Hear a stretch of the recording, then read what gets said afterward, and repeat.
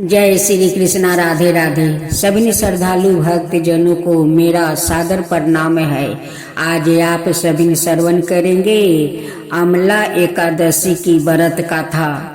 भगवान की कथा सुनने से बहुत मन की शांति मिलती है और भगवान अपना भक्तों पर हमेशा कृपा बनाए रखते हैं। अगर हम सब श्रद्धा भक्ति से उनकी कथा कहते हैं, सुनते हैं, तो भगवान हमारा विनती जरूर सुन लेते हैं।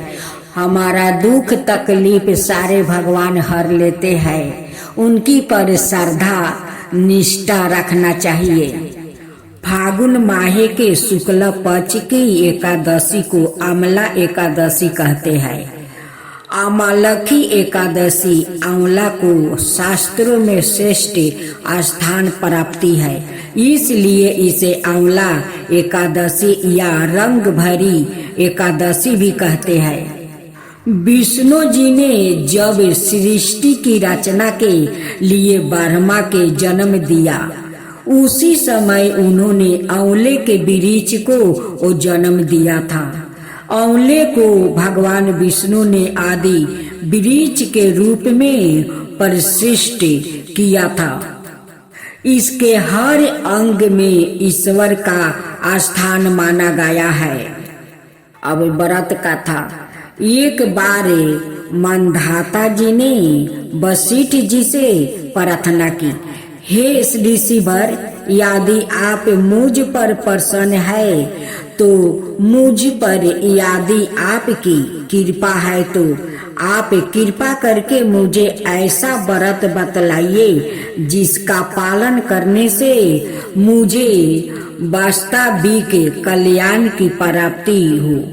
इसके उत्तर में वशिष्ठ जी ने प्रसन्न चित्त होकर कहा, हे राजन, मैं आपको शास्त्रों के एक गोपनीय रहस्य पूर्ण और बड़े ही कल्याणकारी व्रत की कथा सुनाता हूँ, जो कि समस्त प्रकार के मंगल को देने वाली है। हे राजन, इस व्रत का नाम अमलखी एकादशी व्रत है। यह व्रत बड़े से बड़े पापों का नाश करने वाला है। 1000 गाय दान के पुण्य का फल देने वाला और मोक्ष प्रदान करने वाला है। और वैदिक नाम का नगर था, जिसमें ब्राह्मण, क्षत्रिय, वैश्य और शूद्र चारों वर्ण आनंद सहित रहते थे। उस नगर में सदाए वेद ध्वनि और गूंजा करती थी और पापी दुराचारी और नासिक उस नगर में कोई नहीं था। उस नगर में चैत्ररथ नाम का चंद्रवंशी राजा राज करता था। वो अत्यंत विद्वान और धर्मी था। उस नगर में कोई भी बेआकित दलिदरता वो कंजूस नहीं था। तभी नगरवासी विष्णु भक्त थे और बाल वृद्धा स्त्री पुरुष एकादशी का व्रत किया करते थे। एक समय फागुन मास के शुक्ल पक्ष की अमलखी एकादशी आ गई। उस दिन राजा, प्रजा और बाल वृद्धा सब ने हर्ष पूर्वक व्रत किया। राजा अपनी प्रजा के साथ मंदिर में जाकर पूर्ण कुंभ स्थापित करके धूप दीप नैवेद्य पंचरत्न आदि से धात्री आंवले का वो पूजन करने लगा और इस प्रकार स्तुति करने लगा, हे धात्री, तुम ब्रह्म स्वरूप हो, तुम ब्रह्मा जी द्वारा उत्पन्न हुआ हो और समस्त पापों का नाश करने वाले हो। तुमको नमस्कार है प्रभु।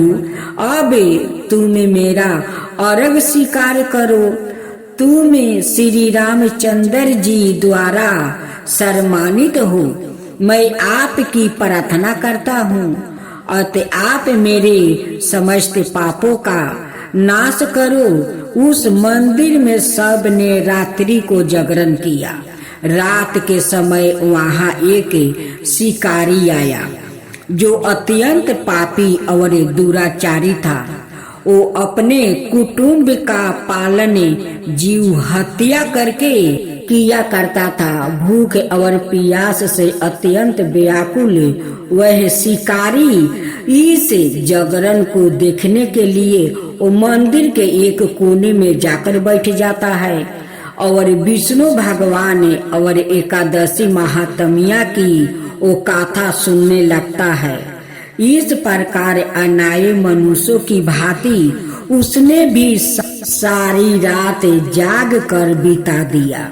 प्रात काल होते ही सब लोग अपने घर चले गए तो शिकारी भी अपने घर चला गया। घर जाकर उसने भोजन किया। कुछ समय बीतने के बाद उस शिकारी की मृत्यु हो गई, मगर उस आमलखी एकादशी के व्रत और जागरण से उसने राजा विदुरथ के घर जन्म ले लिया और उसका नाम वासुरथ रखा गया। युवा होने पर वह चतुरंगिनी सेना के सहित और धन धनाई से युक्त होकर 10,000 ग्रामों का पालन करने लगा। वो तेज में सूर्य के समान था, कांति में चंद्रमा के समान था, वीरता में भगवान विष्णु के समान था और क्षेमा में पृथ्वी के समान था और अत्यंत धर्मी के सत्यवादी कर्मवीर और विष्णु भक्त था। वो प्रजा का समान भाव से पालन करता था और खूब दान दिया करता था। एक दिन राजा शिकार खेलने के लिए वो गया। देव योग से वो मार्ग भूल गया था और दिशा ज्ञान न रहने के कारण उसी वन में एक वृक्ष के नीचे वो सो गया था। थोड़ी देर बाद पहाड़ी मलेच्छ वहां पर आ गया और राजा को अकेला देखकर मारो मारो कहते हुए राजा की और दौड़े।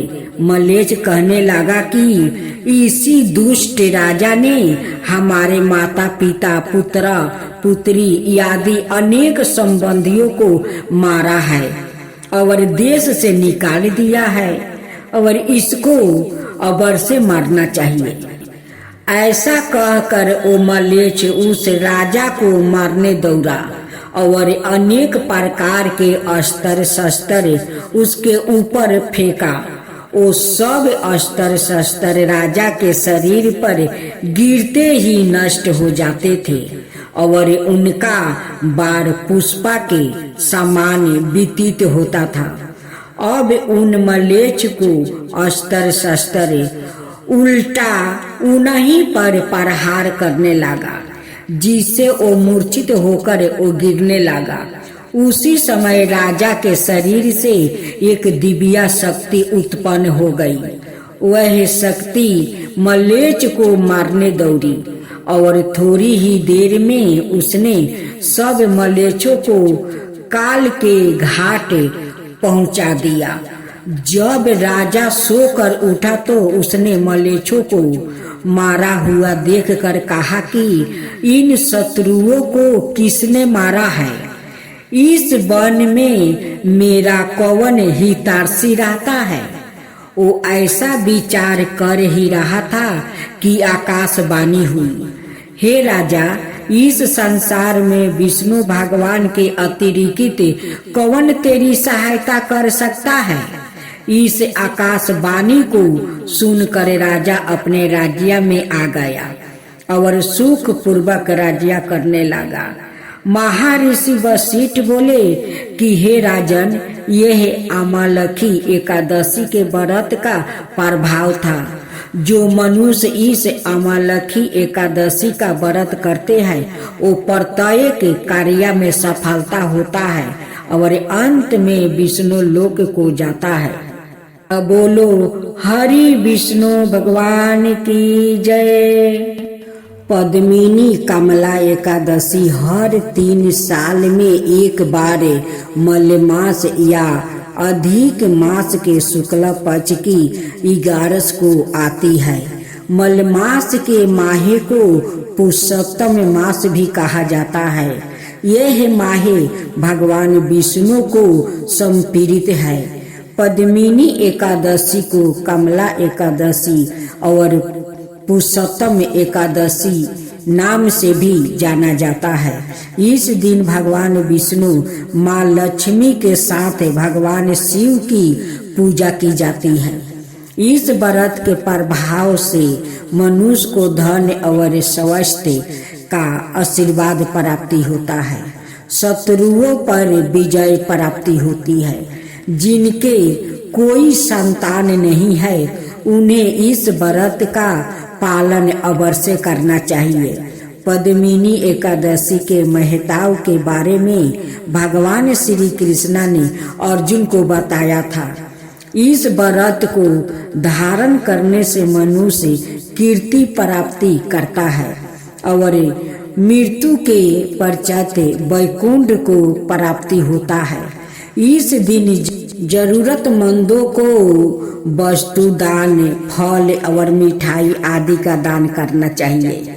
यह गाथा माता लक्ष्मी की कृपा, धन, समृद्धि और श्रद्धा का महत्व बताती है। सच्चे मन से पूजा करने वाले पर माता सदैव कृपालु रहती है।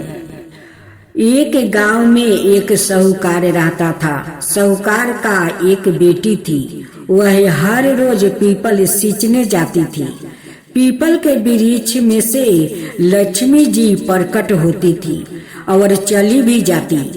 एक दिन लक्ष्मी जी ने साहूकार की बेटी से कही, तू मेरी सहेली बन जा। तब लड़की ने कहा कि मैं अपने पिता से पूछकर कल आऊंगी। साहूकार की बेटी ने घर जाकर अपने पिता को सारी बात कह दिया। तब उसके पिताजी बोले, वो तो माता लक्ष्मी जी है, अपने को और क्या चाहिए, तू लक्ष्मी जी की सहेली बन जा। दूसरे दिन वह लड़की फिर गई। तब लक्ष्मी जी पीपल के पेड़ से वो निकल कर आई और कही, सहेली बन जा। तो लड़की ने कहा, बन जाऊंगी, और दोनों सहेली बन गई। लक्ष्मी जी ने उसको खाने का न्योता दिया।